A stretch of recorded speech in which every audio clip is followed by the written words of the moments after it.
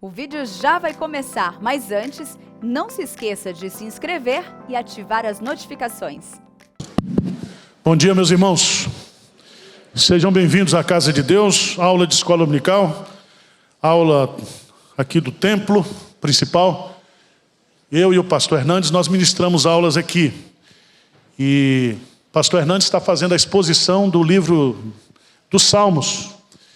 A semana passada eu terminei aqui a exposição do livro de Deuteronômio. E hoje nós vamos começar a exposição do Evangelho segundo Lucas. Então eu convido você a abrir a sua Bíblia em Lucas capítulo 1. Lucas capítulo 1.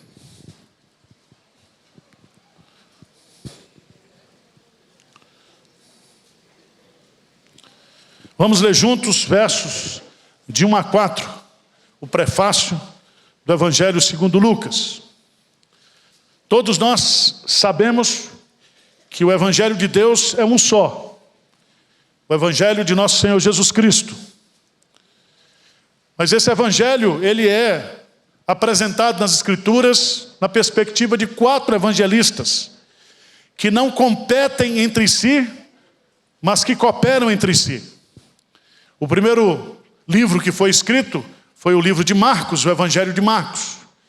E a partir do Evangelho de Marcos foram escritos os Evangelhos de Lucas e o Evangelho de Mateus. Esses 3 evangelhos são chamados pela crítica de evangelhos sinópticos, ou seja, eles partem do texto de Marcos como referência e eles acrescentam mais informações a partir do texto de Marcos. O Evangelho de João é o 4º evangelho, foi escrito no final do 1º século e tem um propósito de provar que Jesus Cristo é Deus. Todos nós já sabemos que o Evangelho de Marcos, ele foi escrito por Marcos na perspectiva de alcançar a mentalidade romana. O Evangelho de Marcos é o evangelho mais curto. A palavra-chave do Evangelho de Marcos é a palavra imediatamente. É um texto curto, um texto objetivo, não tem genealogias, não tem informações muito grandes, é um evangelho prático para a mentalidade romana. O propósito de Marcos é mostrar que Jesus Cristo, ele é o servo de Deus. O Evangelho de Mateus é diferente. O Evangelho de Mateus, ele era judeu e ele escreve para os judeus. E o propósito de Mateus é escrever o seu evangelho, é provar para a mentalidade judaica, para a mente judaica, que Jesus Cristo é o Messias, é o prometido. E você vai encontrar, por exemplo, no Evangelho de Mateus, o tema Jesus Cristo sendo apresentado como rei, não somente como rei de Israel, mas agora como rei de todas as nações. Por isso que o Evangelho de Mateus começa com a genealogia de Jesus. Primeiro capítulo de Mateus, capítulo 1, está lá a genealogia de Jesus, para mostrar que Jesus Cristo, ele é filho de Abraão e que ele é filho de Davi. Toda a perspectiva do Evangelho de Mateus, nos seus 28 capítulos, é mostrar que Jesus Cristo, ele veio para ser rei de todas as nações. É por isso que Mateus coloca na adoração de Jesus a adoração dos magos que vieram do Oriente. É por isso que o Evangelho de Mateus termina com a grande comissão: ide fazer discípulo de todas as nações. O Evangelho de Lucas é diferente de Marcos, que escreve aos romanos, de Mateus, que escreve aos judeus. Lucas vai escrever justamente para a mentalidade grega, para os gregos. Lucas, ele é um nome que aparece apenas em 3 referências no Novo Testamento. Ele é um gentio, e ele escreve justamente para os gentios. E qual é a mensagem que Lucas vai trazer através das páginas do seu Evangelho? É que Jesus Cristo veio para ser o Salvador de todos os homens, de pessoas de todas as nações. A salvação é para todos. É a mensagem de Lucas. E aí nós vamos estudar esse evangelho. O evangelho de João é diferente. O evangelho de João foi escrito no final do primeiro século. E o propósito de João, e ele escreve agora para todas as mentalidades, é provar que Jesus Cristo é Deus, é o Filho de Deus. Por isso que o evangelho de João começa dizendo o quê? No princípio era o verbo, e o verbo estava com Deus, e o verbo era Deus. Então todo o projeto de João é provar a divindade de Jesus. Ele vai selecionar 7 milagres. Desses 7 milagres, ele vai mostrar a divindade de Jesus. Nós vamos começar o evangelho de Lucas. Eu quero convidar você para a gente ir nessa peregrinação. Vamos gastar aqui alguns domingos estudando o evangelho de Lucas. Tá bom? Tá ótimo? Então me ajuda aí, tá? Primeira coisa que você tem que fazer é ler o evangelho de Lucas. Tá certo? Tem que ler o evangelho. Tem que ler a Bíblia, irmão. Então você tem a semana toda aí para você ler o evangelho. Quantos capítulos tem o evangelho de Lucas? 24. 24. Mateus tem 28. Mas o texto de Lucas é maior do que o texto de Mateus. O evangelho de Lucas é o maior livro do Novo Testamento. E se juntar o livro de Atos dos Apóstolos, que foi também escrito por Lucas, então Lucas se destaca como um grande escritor usado por Deus no Novo Testamento. Tá bom? Vamos lá. Vocês entenderam ou não? Então nós vamos trabalhar Lucas. Lucas. Vamos juntos? O que é que diz aí? No prefácio. Visto que muitos ouvem que empreenderam uma narração coordenada dos fatos que entre nós se realizaram, conforme nos transmitiram os que desde o princípio foram deles testemunhas oculares e ministros da palavra, igualmente a mim me pareceu bem, depois de acurada investigação de tudo desde a sua origem, dar-te por escrito, excelentíssimo Teófilo, uma exposição em ordem, para que tenhas plena certeza das verdades em que foste o quê? Instruído. Então nós vamos examinar esse parágrafo aqui hoje. Mas antes, eu quero dar as informações básicas do livro de Lucas. O livro de Lucas foi escrito por Lucas. Tá certo? Quem foi Lucas? Ele é citado apenas 3 vezes no Novo Testamento. Vamos lá para Colossenses, capítulo 4, versículo 14. Se você quiser anotar aí. Colossenses 4, 14. Filemon, versículo 24. E 2 Timóteo 4, 11. Vamos lá para 2 Timóteo 4, 11, por favor. 2 Timóteo 4, 11.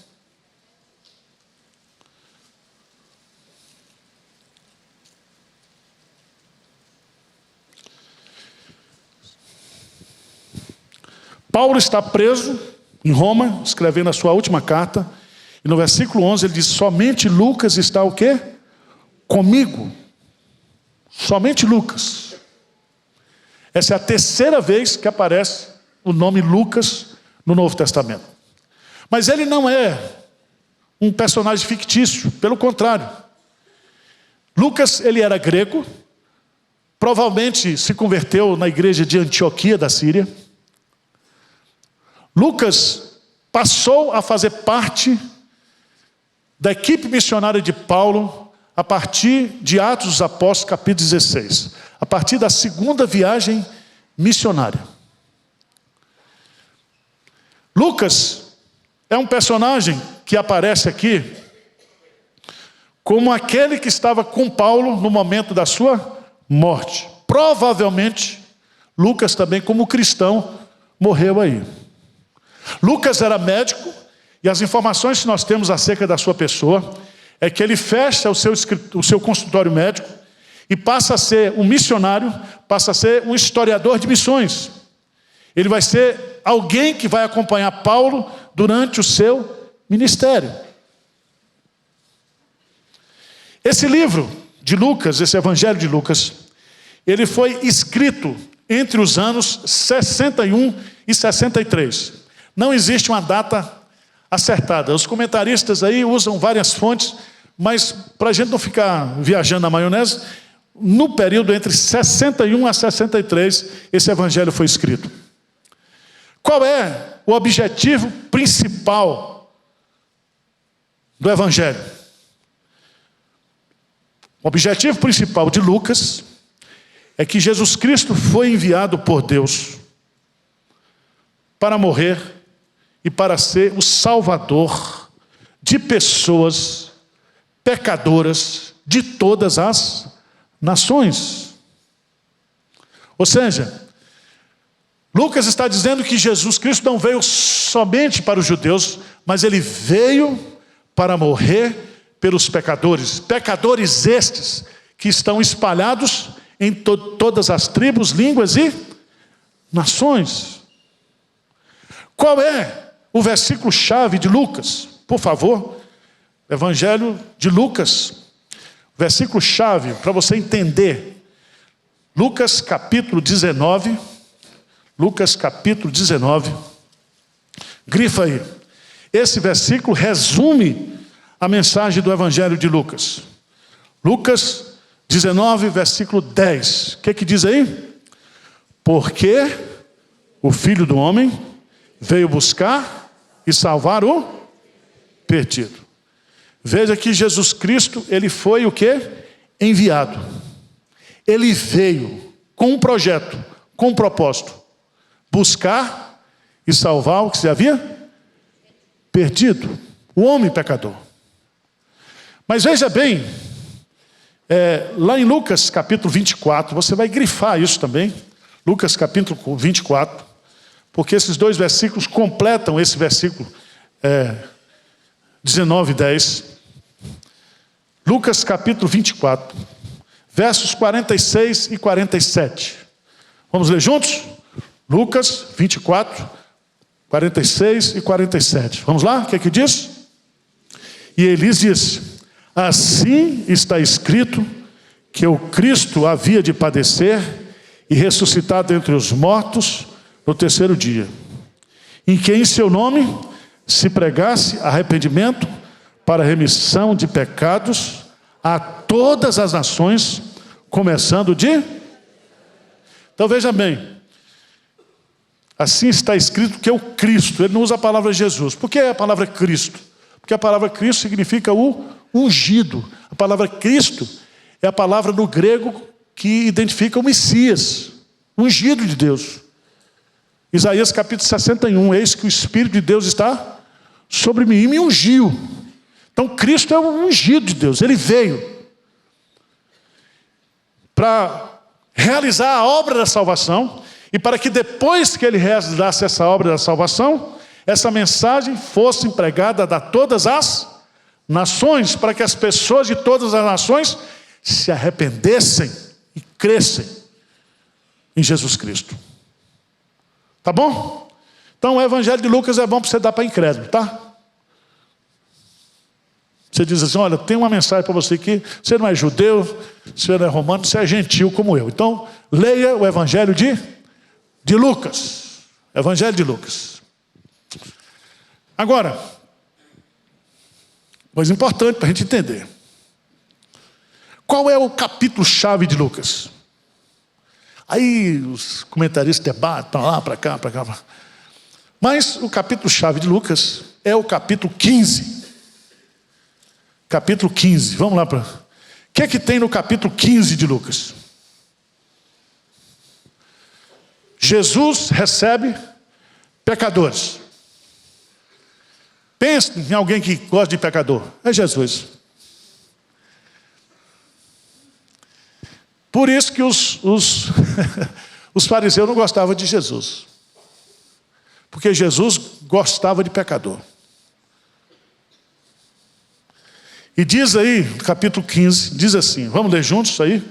Aproximavam-se de Jesus, não eram alguns não, tudo que não prestava, todos os publicanos e Pecadores para os justos. Quando fala pecadores aqui, é pecador mesmo. Não é pecadorzinho, não. É pecadorzinho safado.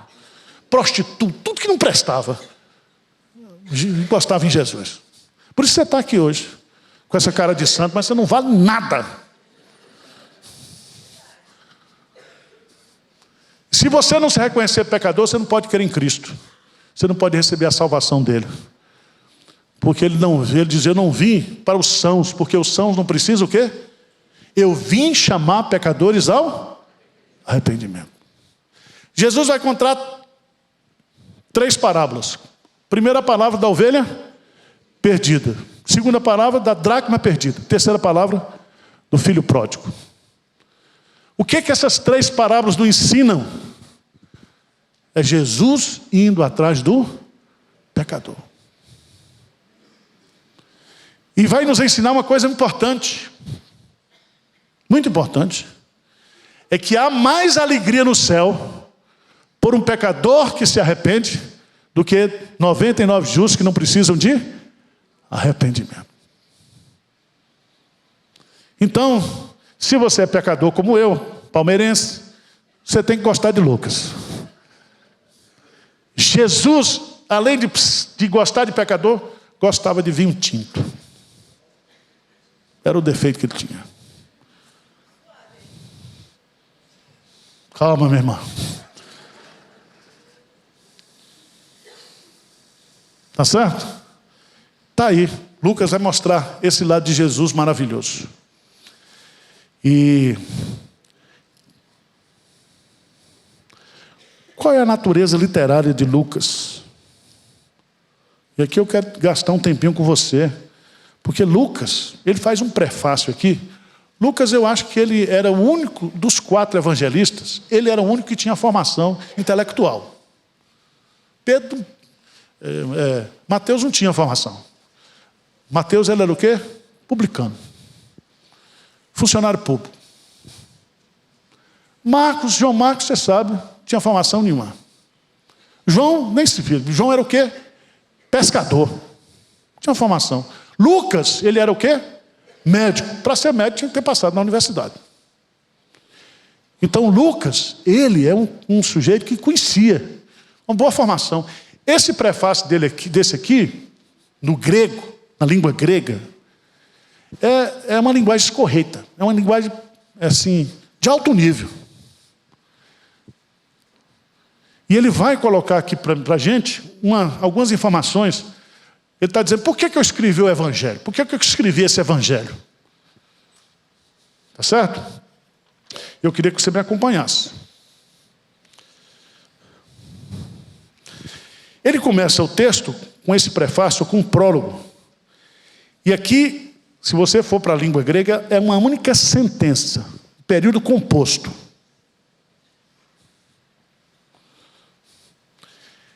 Escrita no grego clássico. Porque o Novo Testamento foi escrito do grego o quê? Koiné, o grego popular. Lucas aqui, ele usa a sua formação intelectual para prefaciar o seu livro. Veja, visto que muitos houve que empreenderam uma narração coordenada dos fatos que entre nós o que se realizaram. Primeira coisa que ele vai nos ensinar aqui é a natureza literária do Evangelho. Ele vai usar a palavra narração. Narração. Ele vai apresentar uma narração coordenada dos fatos. Porque o Evangelho, meus amados irmãos, não é história da carochinha. O Evangelho se fundamenta em fatos. Vocês estão entendendo? Jesus Cristo nasceu segundo as Escrituras. Jesus viveu segundo as Escrituras. Jesus foi morto segundo as Escrituras. Jesus ressuscitou segundo as Escrituras. Jesus foi assunto aos céus. E Jesus Cristo vai voltar segundo as Escrituras. Então a nossa fé não se fundamenta em histórias humanas, carochinha, história, mas em fatos. Fatos. Então agora, no ano de 2033, nós vamos comemorar 2000 anos que Jesus Cristo veio a este mundo. E a história está dividida como? Antes de Cristo e depois de Cristo. Isso é um fato. Vocês estão entendendo ou não? Lucas propõe narrar o ministério de Jesus numa ordem cronológica e factual. É um livro bem escrito. Tais fatos se realizaram. Ele usa uma expressão aqui. Tais fatos que entre nós o que se realizaram. Essa palavra realizaram no grego. A palavra plerophorel significa exibição de provas concretas de fatos que aconteceram entre nós, ou seja, na sua época. Vocês estão entendendo ou não? Então Lucas está gastando aqui a sua saliva e tentando apelar para o seu raciocínio, para o seu entendimento. Porque ele vai escrever para quem? Para os gregos. E os gregos eram o que? Os intelectuais. Por que se falava grego em todo o Império Romano? Porque quem ditava a cultura, quem era? Os gregos. Está entendendo ou não? Sei não. Eu estou fazendo um esforço para aparentar intelectual, mas vocês não estão ajudando. J.C. Ryle diz assim: o evangelho, no princípio, era muito mais simples do que o proclamado por muitos hoje. Consistia simplesmente na história de Jesus e nada mais do que além disso. Lembra quando Pedro pegou o sermão lá em Pentecostes? O primeiro sermão de Pedro? Ele pregou sobre Jesus. Ele fala como Jesus nasceu, como Jesus viveu, como Jesus morreu, como Jesus ressuscitou, como Jesus Cristo foi assunto aos céus e como aquilo que estava acontecendo em Jerusalém, o derramamento do Espírito Santo, foi um ato do Cristo o quê? Glorificado. Então, a nossa fé se fundamenta em fatos. E Cristo é o centro desses fatos. Mas vamos lá. Segundo lugar, Lucas ele vai, além de falar da natureza da obra, ele vai falar das fontes. Fontes. Quais foram as fontes usadas por Lucas para escrever o seu evangelho? Lê comigo o versículo 2. O que diz? Conforme nos transmitiram os que desde os princípios foram deles o quê? Testemunhas oculares e ministros o quê? Da palavra. Então Lucas foi fazer um trabalho de repórter, de historiador, investigativo. E ele vai dizer que testemunhas oculares e ministros da palavra são as fontes primárias. Pessoas que presenciaram os fatos e que se tornaram pregadores daqueles fatos. Sem dúvida, os apóstolos. Porque alguém só podia ser apóstolo, e foi apóstolo, porque foi o quê? Testemunha do ministério e da ressurreição de... Por isso que esses apóstolos que existem hoje são tudo falsos. Apóstolo Valdomiro, falso apóstolo. Augusto Nicodemo, falso apóstolo. Apóstolo bom é apóstolo que já morreu. Que para ser apóstolo tem que ter sido o quê? Testemunho o quê? Ocular.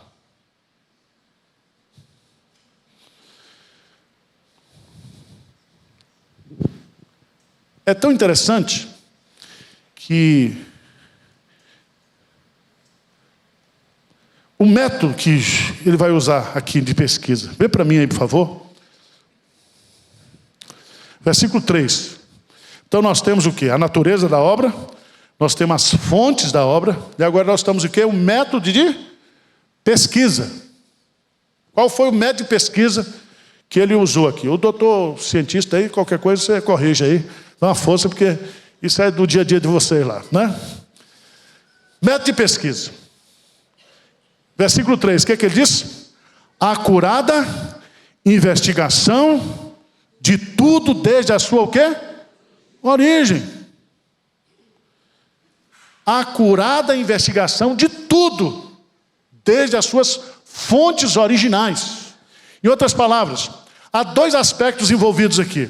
Humano, a investigação criteriosa e cuidadosa, e o divino, desde as suas o quê?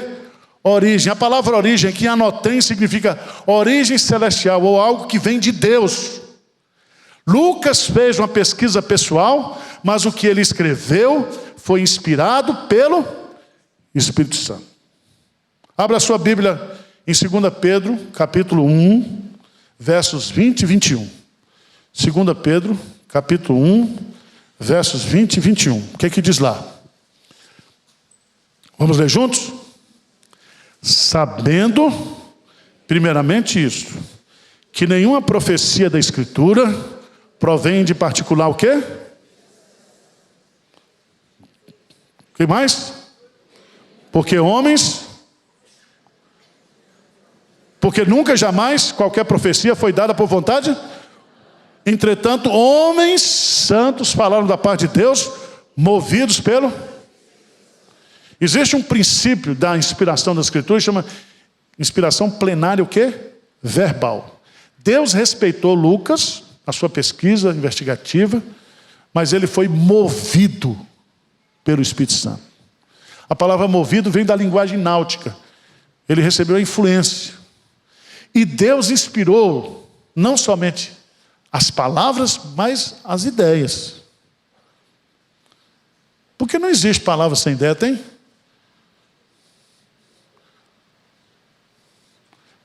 Deus diz assim, os meus pensamentos não são os quê? Os vossos pensamentos. E ele diz assim, assim será toda palavra que sair da minha, não voltará para mim vazia, mas fará tudo que me apraz. Então quem pensa, fala. Então a Bíblia, o Evangelho de Lucas, não são os pensamentos de Lucas. Ele fez a pesquisa, mas os pensamentos aqui e as palavras foram inspiradas pelo Espírito Santo. Vocês entenderam ou não?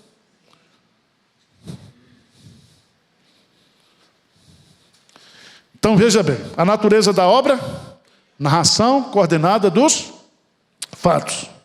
As fontes da obra, testemunhas oculares e ministros da palavra. Terceiro, método de pesquisa.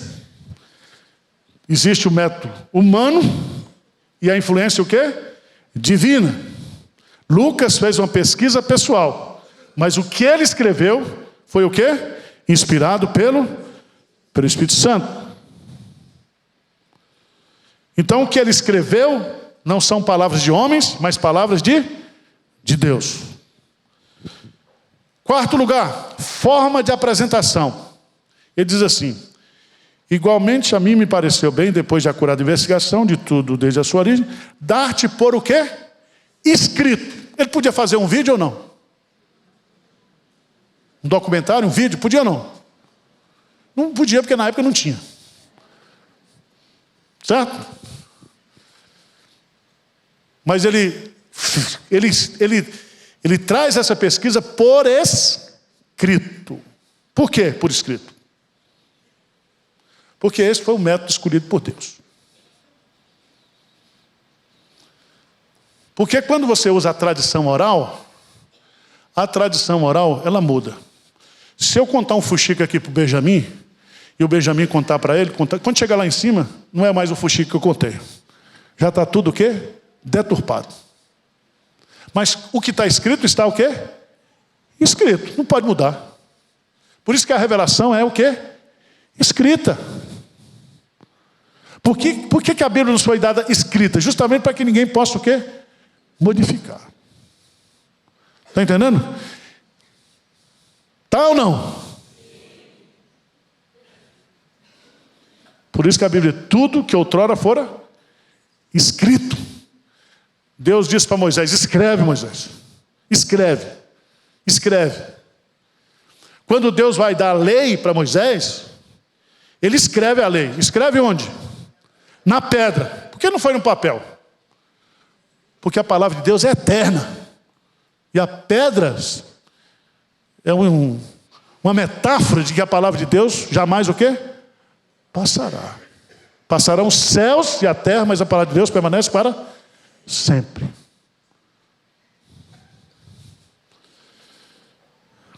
Forma de apresentação, por escrito.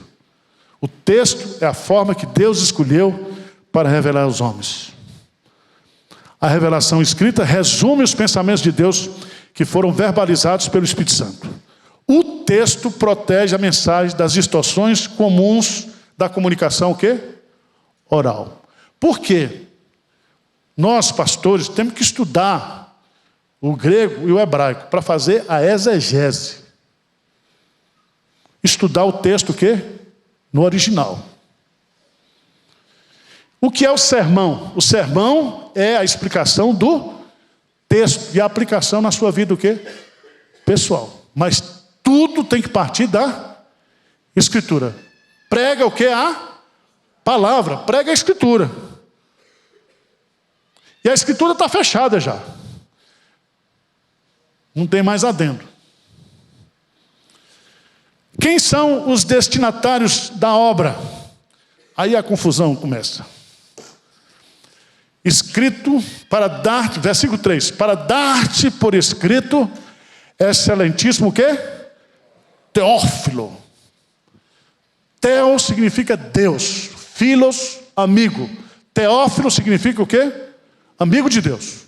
Então você pode botar no seu cachorro, no qualquer que você quiser, no cão, no que você quiser, põe Teófilo. Que agora estão botando nome de gente em cachorro. E gente está sendo chamada de Totó. Ô Totó. É. Nós estamos na inversão de valores, né? Eu vi a mulher chamar, ô meu pet. Falei, meu pet? Mas tá na moda. Quem é esse Teófilo? Não sei. Veja lá em Atos dos Apóstolos, capítulo 1.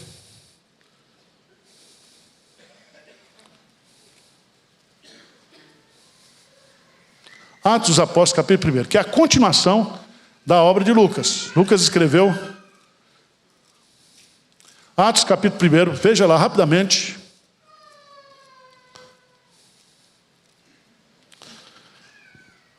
Vamos ler juntos? O que é que diz?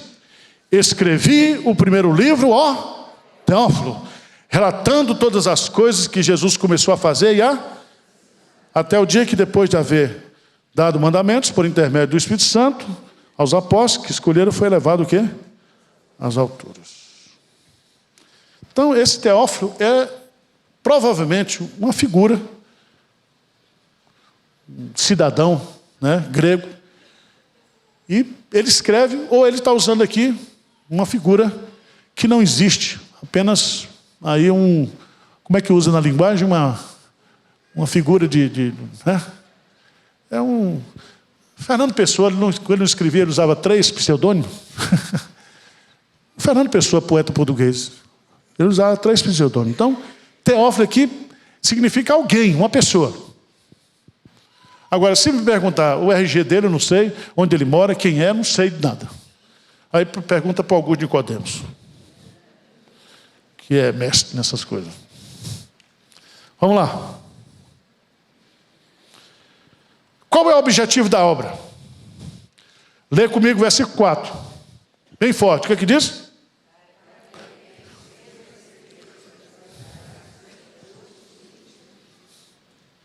Para que tenhas plena certeza das verdades que foste o quê?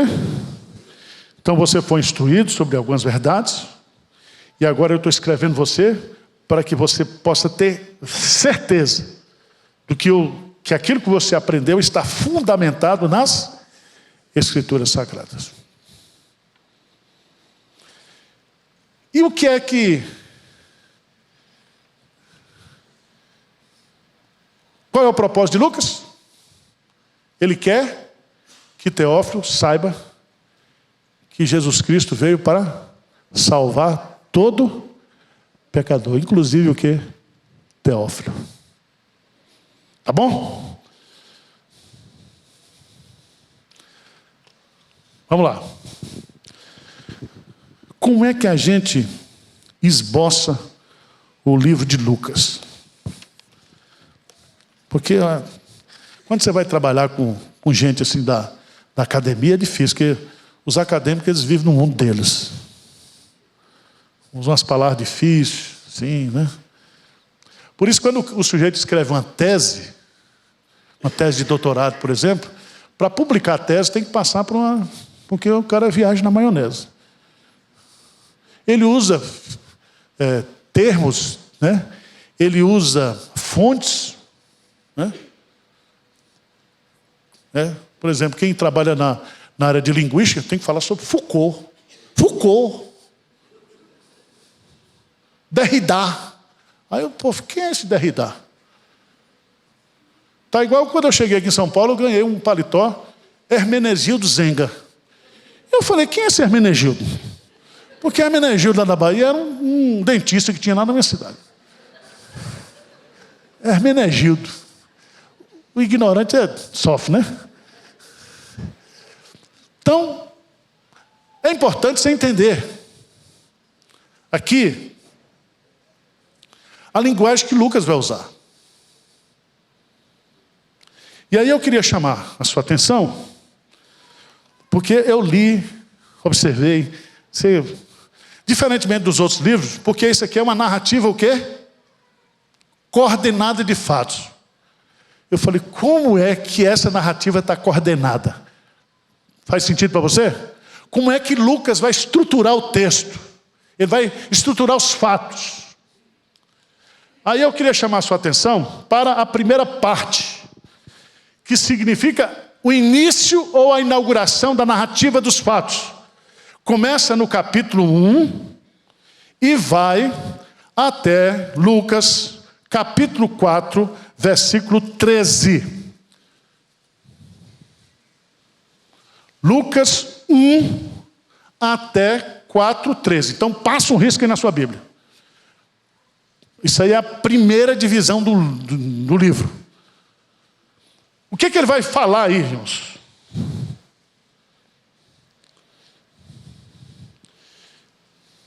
O que ele vai falar nessa primeira parte? Ele vai justamente mostrar o início de Jesus. Como é que Jesus Cristo veio?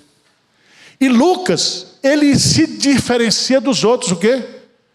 Evangelhos. Dos outros evangelistas.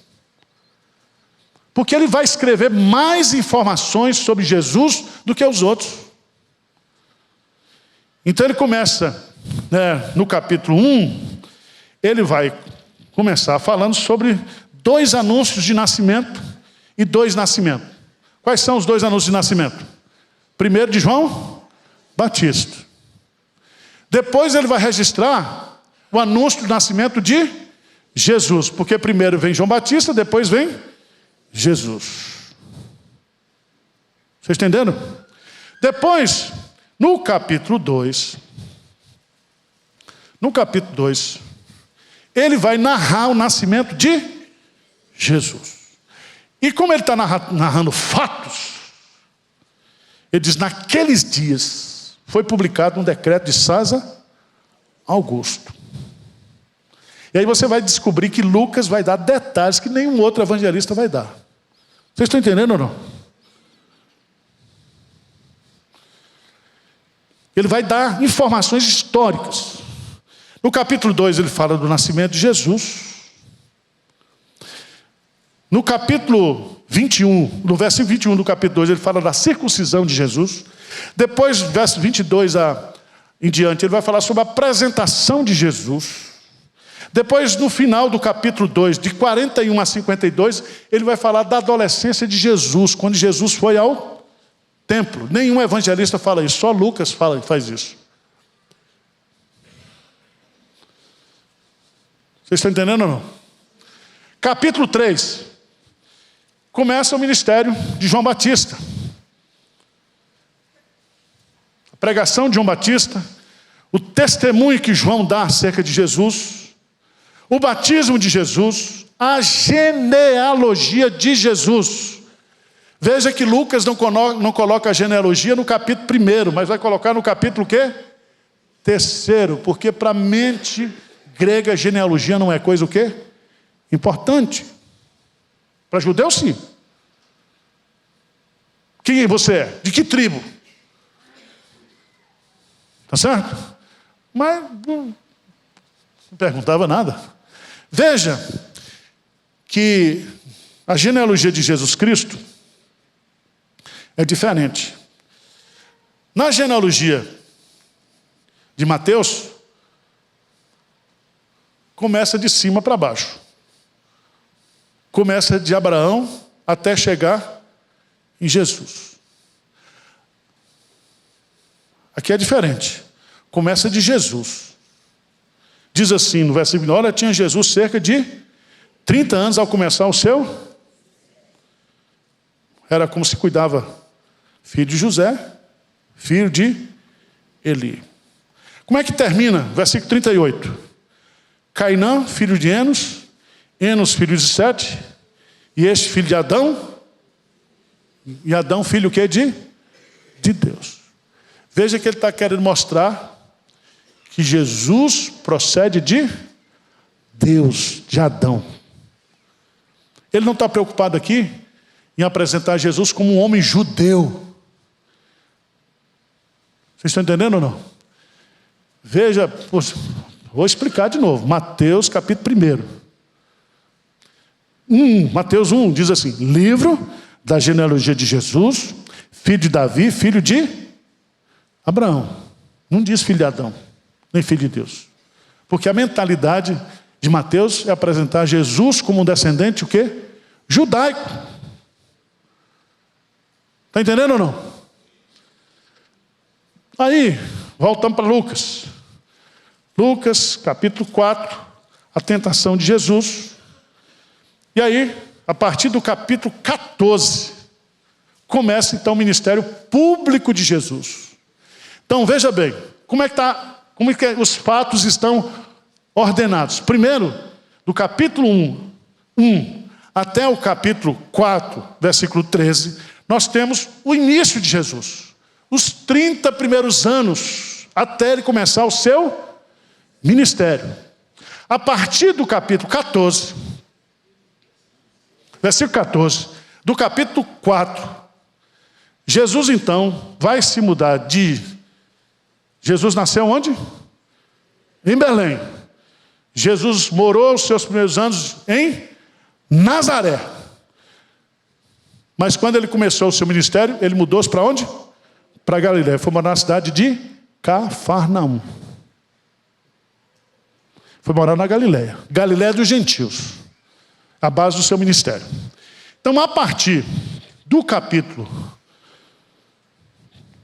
de 4:14, começa a segunda parte da narrativa. Então, se de 1 até 4:13 você tem o início, a inauguração, do capítulo 4:14 até 19:27, vamos lá para 19:27. Lucas 19:27. Lucas 19:27.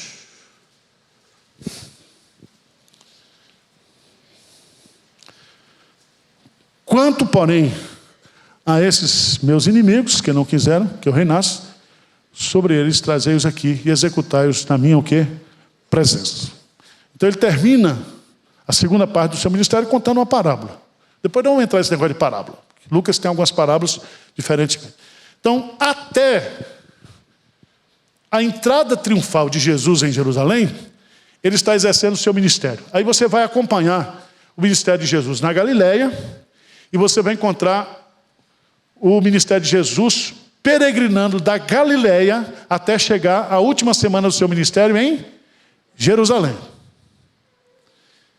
Então, em Jerusalém, ele termina o seu ministério público e agora ele vai consumar o seu ministério. Então, tem o início do ministério, tem a continuação do ministério e a última parte é o quê? A consumação do seu ministério. E isso está de uma forma ordenada, em forma de narrativa. Vocês estão entendendo ou não? Então, quando você lê, você vai então seguindo essas pisadas. Então, a partir, põe aí na sua Bíblia, 19 e 28. Começa a consumação. A consumação do seu ministério. Quantos anos foram esse ministério? 3 anos. Por quê? Você diz que são 3 anos. Versículo 23 do capítulo 4. Do capítulo 3. Ora, tinha Jesus cerca de 30 anos ao começar o seu ministério. Então, em 2030, nós vamos comemorar 2000 anos que Jesus começou o seu ministério. 2033, quando Jesus Cristo o quê? Encerra o seu. Então, o que nós vamos fazer desses 3 anos, de 2030 a 2033? Ganhar alma para Jesus. Tá certo? Porque aí a gente consome, faz a consumação logo, porque aí Jesus já volta em 2033. Tá bom para você ou não? Aí a gente não vai ficar brigando aí sobre aborto, não sei o quê, resolve tudo de vez. 2033, 2000 anos da consumação do ministério de Jesus Cristo. Vocês estão entendendo, irmãos? Ou está muito chata a aula? Se tiver, eu arrumo outro professor. Eu não tenho problema de autoestima, não. 2033. Entenderam até agora? Então vamos lá.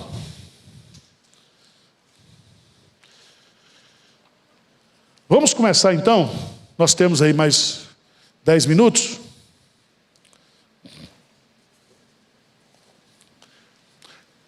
Depois de fazer esse prefácio, Lucas capítulo 1, a partir do versículo 5. Veja. Lucas vai dar então a narrativa do anúncio do nascimento de João Batista. Depois do anúncio do nascimento de Jesus. Tá certo? Então diz assim: nos dias de Herodes o Grande, rei da Judéia, houve um sacerdote chamado o quê? Zacarias, do turno de Abias. Sua mulher era das filhas de Arão e se chamava o quê? Isabel. Ambos, marido e mulher, eram justos diante de Deus, vivendo irrepreensivelmente em todos os preceitos e mandamentos do Senhor. E não tinham filhos, porque Isabel era estéril, sendo eles o quê? Avançados em dias. Eu gosto demais desse prefácio aqui.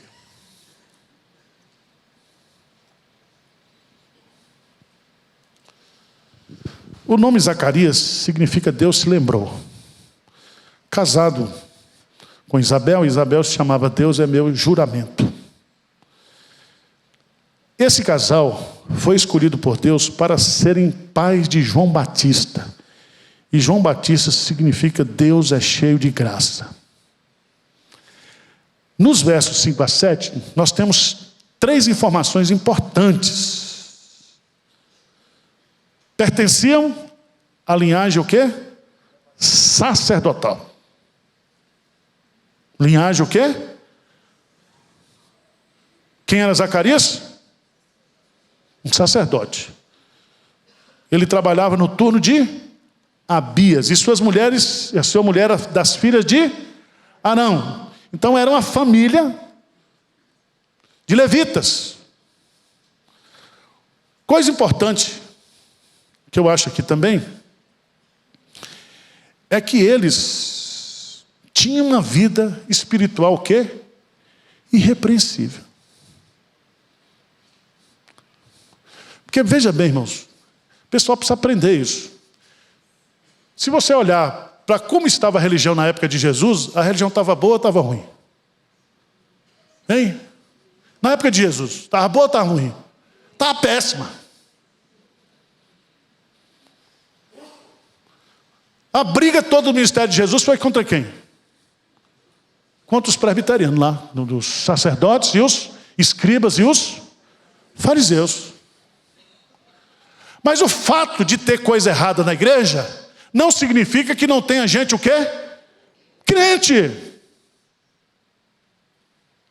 E Jesus podia dizer assim, Jesus podia dizer, como tem uns crentes aqui hoje, eu sou desigrejado, não vou para a igreja. Jesus fez isso? Não. Jesus participou de todas as festas. Jesus era festeiro. Jesus não perdia uma festa.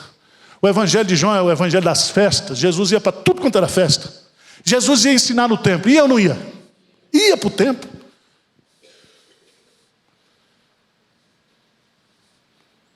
Então esse negócio de dizer, não vou para a igreja, porque a igreja está perdida. Meu filho, tem gente crente na igreja. Deus preserva os 4.000 que não se dobraram. Vocês estão entendendo como é que é o negócio? Tinha crente lá, tinha gente trabalhando, cumprindo as suas obrigações, cuidando do culto, da adoração a Deus. Gente irrepreensível. Quer ver outra aí? Agora vamos ver que tinha uma mulher lá, fazia parte do ministério do Uno, da igreja de Jerusalém. Veja lá em Lucas capítulo 2, verso 36, havia uma profetisa chamada Ana, filha de Fanuel, da tribo de Aser, avançada em dias, que vivera com seu marido 7 anos desde que se casara, e que era viúva de 84. Ela não deixava o templo, mas adorava noite e dia em jejuns e orações. E chegando naquela hora, dava graças a Deus e falava a respeito do menino a todos os que esperavam a redenção de... Tinha gente esperando Jesus ou não tinha? Tinha. Tem gente esperando a segunda vinda de Jesus hoje? Tem. Tem muita gente crente na igreja, gente boa, gente fiel, gente que leva Deus a sério, gente que faz a obra de Deus com motivação certa, trabalhando na obra de Deus. Então para de ficar olhando para os defeitos da igreja e olha para aquelas pessoas que estão servindo a Deus com integridade. Amém? E não vá usar esse argumento para Jesus. Não estou indo para a igreja porque a igreja está cheia de hipócrita. Dá vontade de matar um cara desse.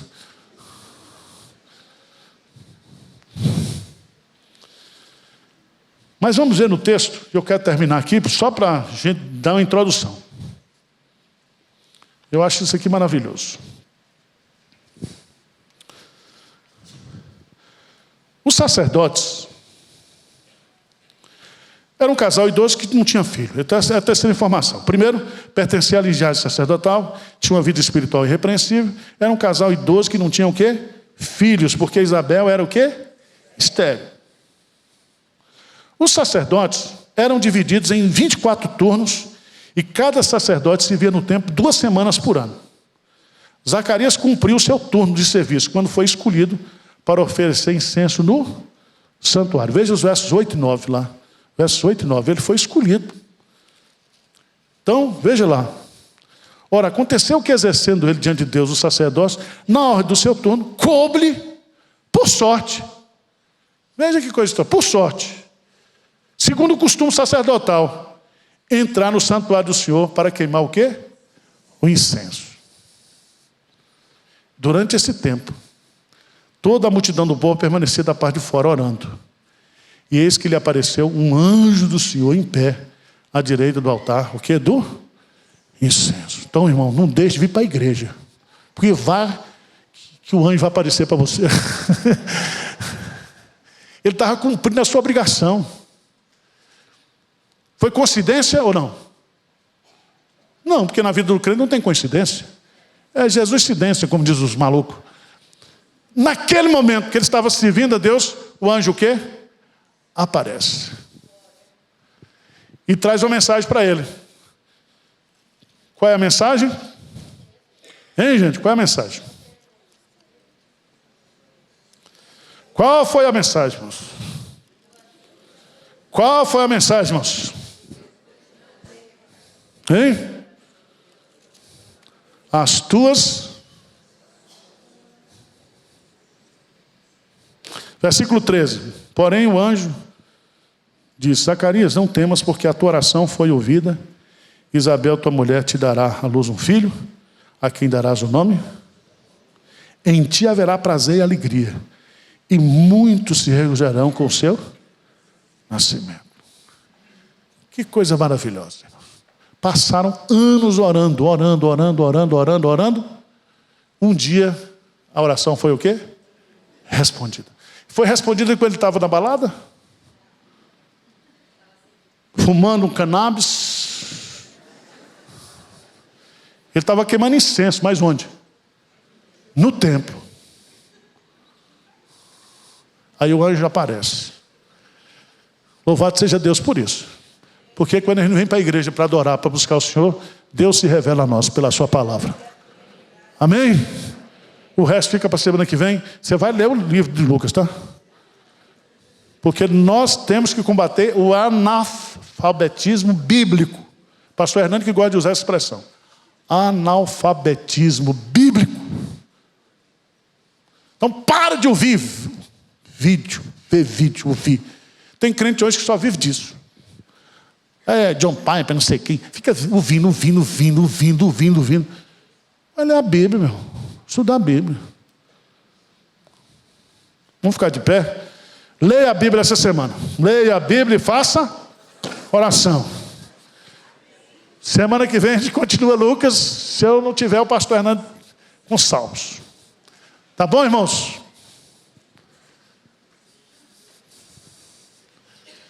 Eu estou mais animado que os irmãos, viu? Olha, eu estou aqui 12 horas para frente, 12 horas para trás.